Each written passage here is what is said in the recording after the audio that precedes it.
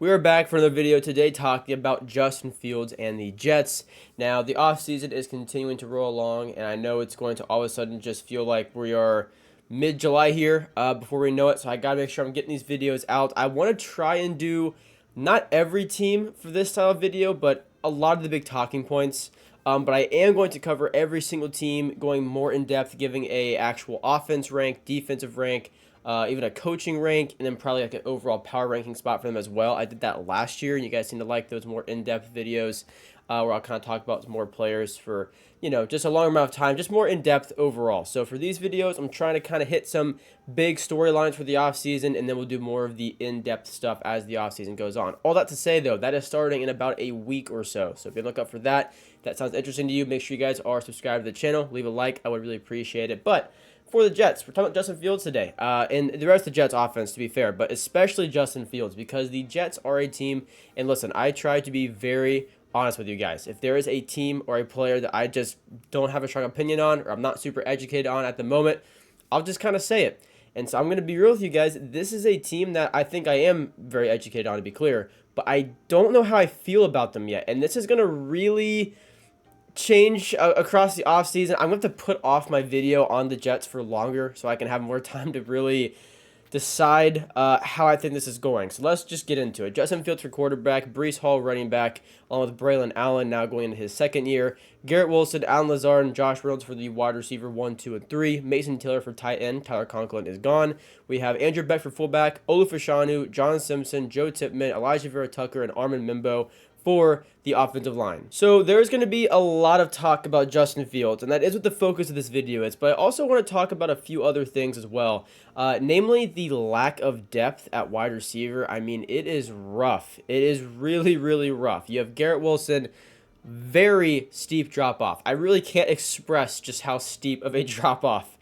Garrett Wilson, then Allen Lazard, Josh Reynolds. I think your biggest hope at wide receiver this year, apart from Garrett Wilson, is Malachi Corley. Going into his second year, you got to just hope this guy gets a lot more minutes, something just clicks for him. Maybe this different offense will be a better fit. Whatever it is, you need somebody at wide receiver to step up, or else it's going to be just throw the ball to Garrett Wilson 50 times a game, apparently. But yeah, jokes aside, wide receiver depth is the most concerning part of the offense, in my opinion. Which is saying a lot because Justin Fields is largely unproven. The offensive line has struggled in the past couple seasons, but I seriously think the scariest thing about the Jets offense this year is their lack of wide receiver depth and help.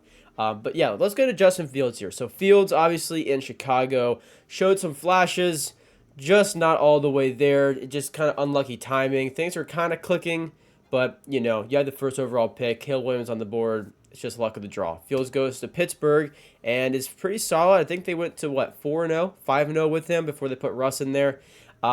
All that to say, I believe in Justin Fields. I do believe in him being a competent quarterback. I'm not going to lie. I don't see him hitting this otherworldly stride and becoming a long-time player in the NFL, unfortunately. But here's what I do think. I do think that Justin Fields is someone you can win football games with. He is someone to put in there as a bit of a bridge quarterback, and you can address other parts of your team, whether it's offense, whether it's defense, whatever it is. You can compete and win games with Justin Fields at quarterback. And honestly, I think he can improve a lot from what he's shown in the past here in New York. At the end of the day, though, I don't think I've seen enough to where I'm like, okay, I think Fields is starting to put it together as far as reading the defense and processing and throwing with anticipation consistently downfield. I just think he's an exciting player to watch, but he hasn't shown enough consistency as a passer to where I feel comfortable really saying, okay, the Jets may have found their guy. I think this is going to be someone that will have a solid year, maybe even a second year, but at the end of the day, I think the Jets are still looking for quarterback. However, like I said, I am all over the map as far as my opinion on the Jets this offseason, and that includes with Justin Fields. While I don't think he's going to be a long-term quarterback answer for New York, crazier things have happened, so who knows. But also, I do think he can improve from, like I said, his days in Chicago, his days in Pittsburgh. I think you can win games with him, and I also think it buys you some time to see where the Jets are truly at in the sense of, are they contenders? If not, what do they need to improve on? If they are, how can we go all in, right? And I think Justin Fields does give you enough talent to where you can get a good sense of that. I don't think this is going to be like a Zach Wilson situation where you feel like he's just holding back every single player on that offense. I don't think that's really the case. I think you can have some really exciting games with Fields, and I think you can get some nice wins. I'm not confident in him as a passer long term, but I do think this is someone that, okay, let's have him in there 12 games into the season. Okay, we need this, we need that, right? Things are still clicking, even if it's not going to go get you a Super Bowl trophy. Of course, that's the end goal, but it's still, you have to build somehow. Fields is a building piece for the Jets, at least in my opinion. Now, also with Fields, you have Breece Hall and Braylon Allen. Breece Hall was kind of talked about possibly being traded before the draft or during draft night. None of that happened. I'm not really worried about it. I think he's going to be in New York for all this season and honestly probably all next season.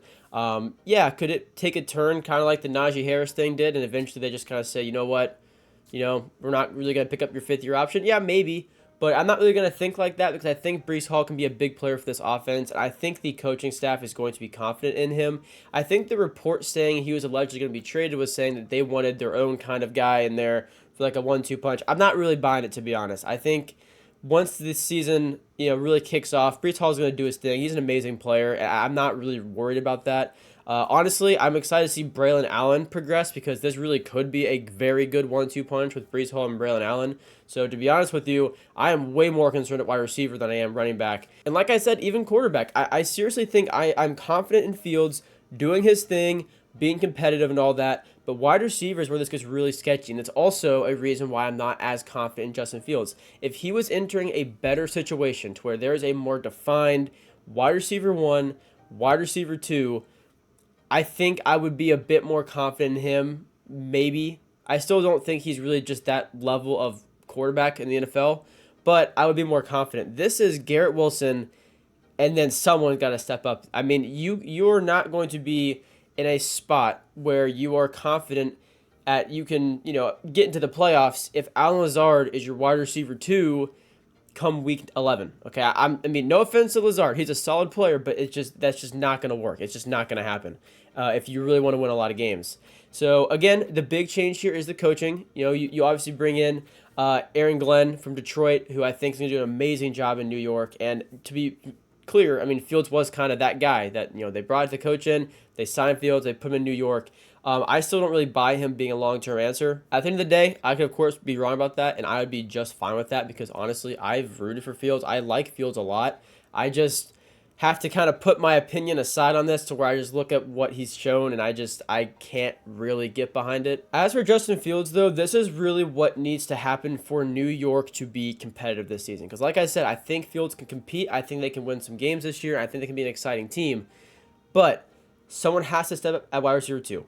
They have to step up at wide receiver 2.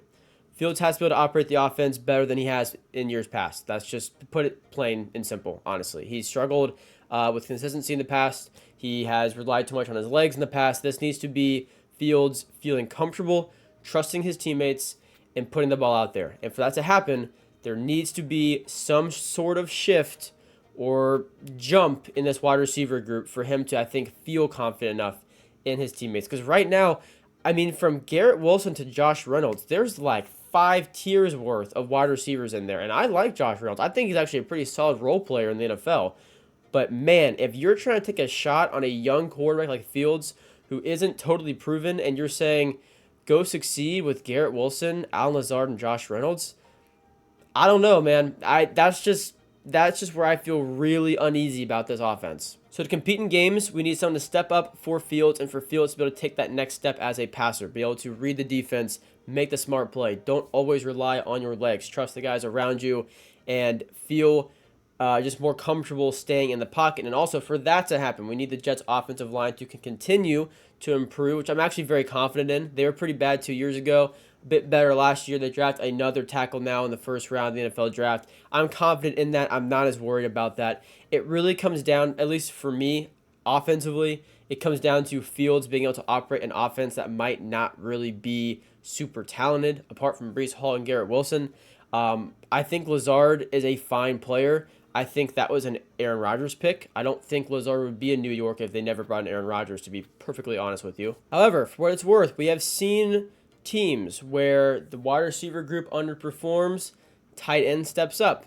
To be more specific, last year with Las Vegas, right? You got Jacoby Myers in there, very, very solid player. You got Trey Tucker, he's pretty good.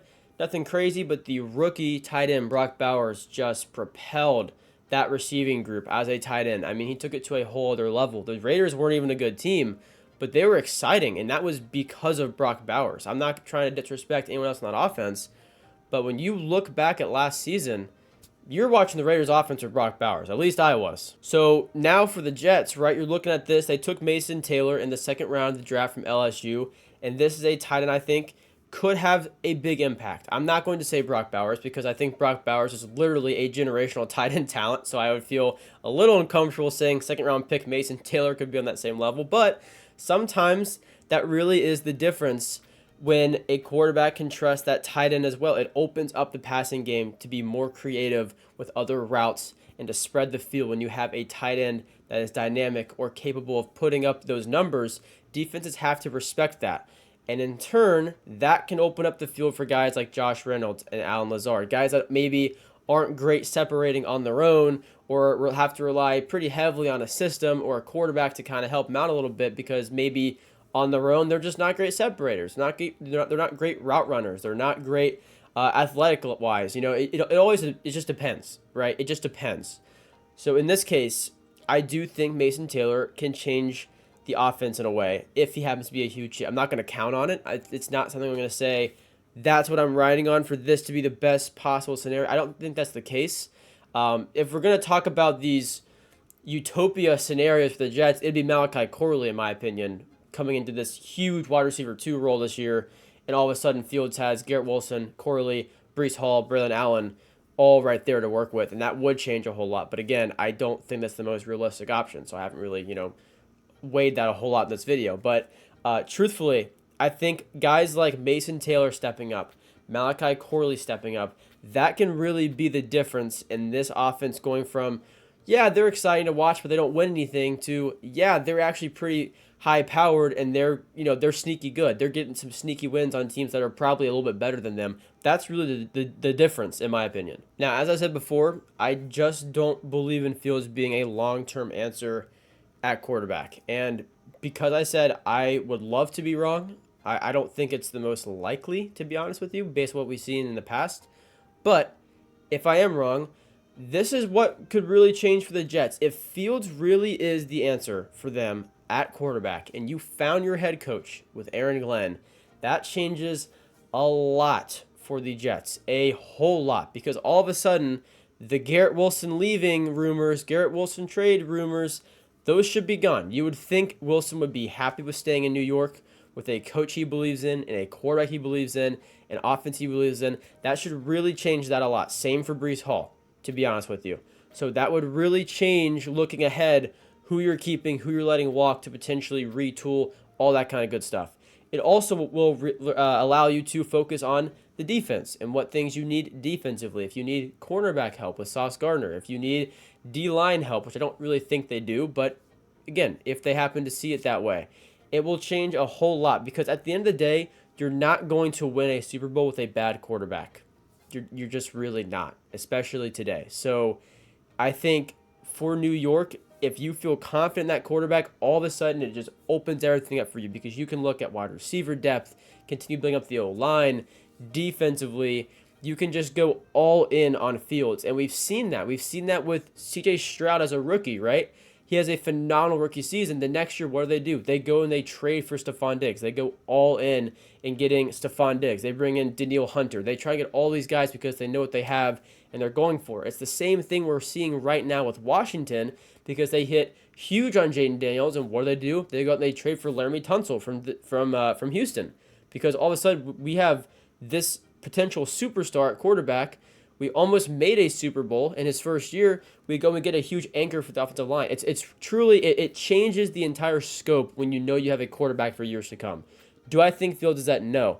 Do I hope he is that? Absolutely. And I think at the end of the day, the Jets have more things to address, to where I think you can leave Fields there. Even if you know you're not winning a Super Bowl with him, you can leave him there, continue building up this roster until you do feel confident going and getting a quarterback whether it is via the draft or free agency or whatever it may be.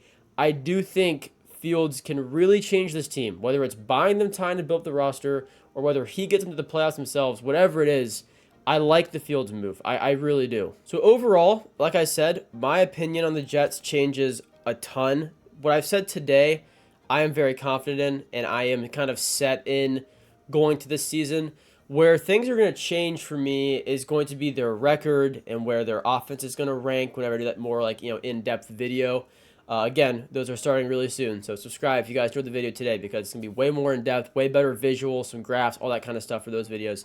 But it's going to really be all over the map because on the one side, I'm like, well, maybe they do hit huge and they're in the upper echelon, not top 5 offenses, but in, the upper half.